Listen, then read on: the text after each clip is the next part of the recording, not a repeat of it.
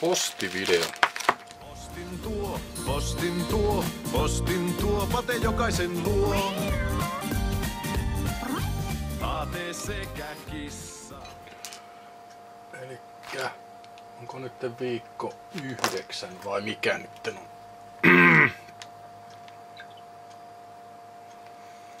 Tarkistetaan mitä meidän kalenteri sanoo. Viikko 9. Elikkä imatralaisten lapsien hiihtoloma viikko tai jotain. Ja tarkoitus oli vetää toi postivideo ja kautta toi Dumpster Dive samaan settiin, mutta kun siinä Dumpster Dive setissä, niin siinä oli niin paljon sitä kamaa, eli siinä meni vähän aikaa.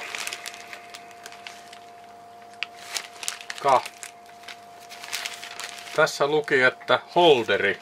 Nyt joutuu vähän aikaa miettimään,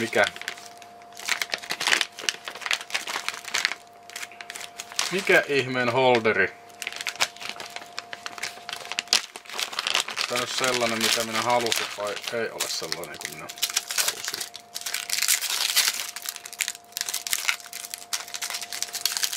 Tämä on tällainen hanhenkaula.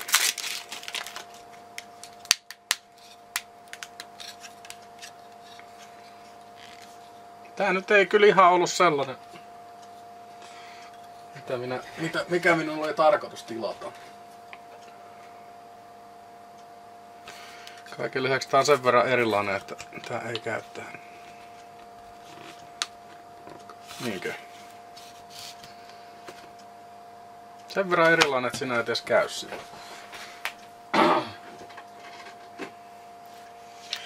Hieman joutuu tekemään Dremeli-modista tai jotain.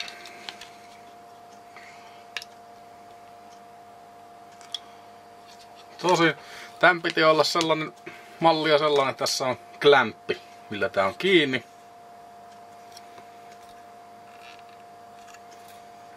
Mutta tämä on nyt malli ja tällainen, mikä on tällainen suora.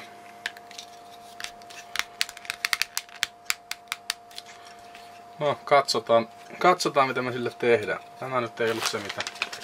Ihan sellainen mitä piti tulla. No, eipä se montaa euroa maksanut. Sitten tämä toinen paketti, mikä tässä pöydällä on.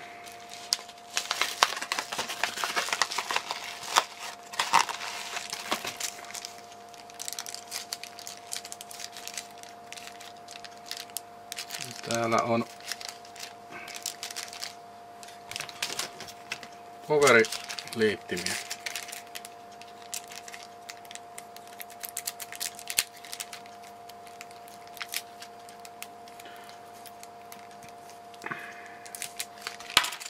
Eli kaikillehan on Molex-liitäntä.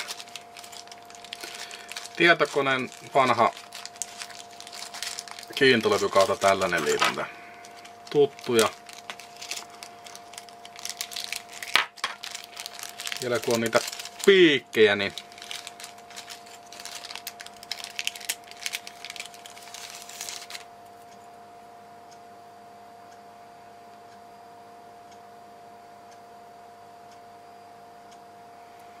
tässä on nyt 50 kappaletta näitä puristettavia urospuolisia palikoita. Jos joku kuulee sellaista häiritsevää surinaa taustalta, niin se johtuu ihan siitä, että siinä on MEM-testi ajaa läpi noita muistikampoja, mitä sieltä roskispikistä oikein oli. Itse asiassa taitaa juuri mennä testi läpi. Viikko 9 viikon viimeinen postivideo.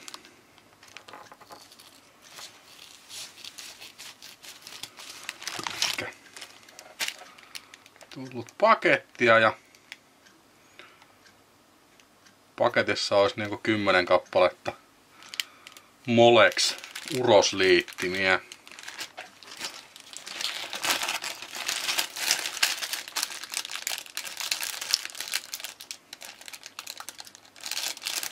Kas kummaa. Paketissa on 10 kappaletta Molex uroksia.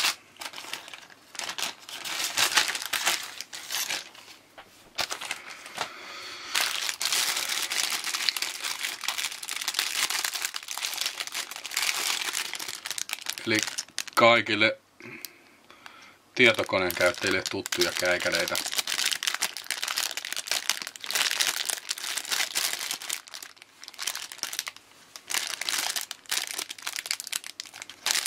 Nämä on tällaisia puristettavia malleja. Pitää katsoa, oliko mulla jotkut piirit, mitä minä näitä voin napsutella kiinni.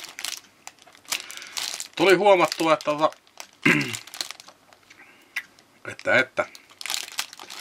on jokunen kappale rikkinäisiä erinäköisiä adaptereita ja sitten tuossa yhdessä vaiheessa tuli, että pitäisi tehdä pari sellaista vähän spesiaalisempaa piuhaa. Se olisi kiva, että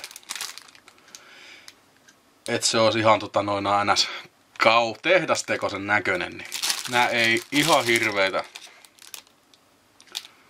Olikohan nää jotain 30 senttiä chipale, siis silleen niinku, että 10. Yksi tällainen muovinen liiti ja sitten nuo pinnit sinne. Nythän näitä on. Niitä irtopinnejäkin tuli. Niillä pystyy korjaamaan sitten noita rikkinäisiä ja jonkun murjomia tollasia. Taustalla näkyy jossain täällä pientä testipenkkiä, eli noita näyttiksiä tullut ajettua tuossa nyt kahden koneen voimiin. Ja sitten siellä on esimerkiksi tällaisia –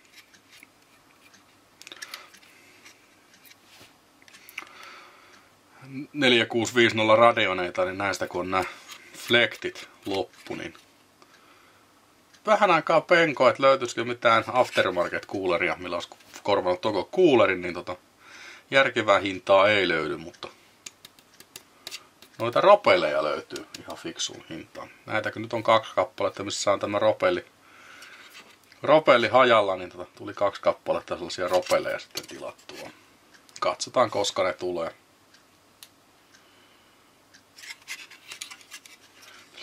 Joku sen euro näytönohjaameen, kun ei ole mitään järkeä ostaa jotain 340 aftermarket-kuuleria.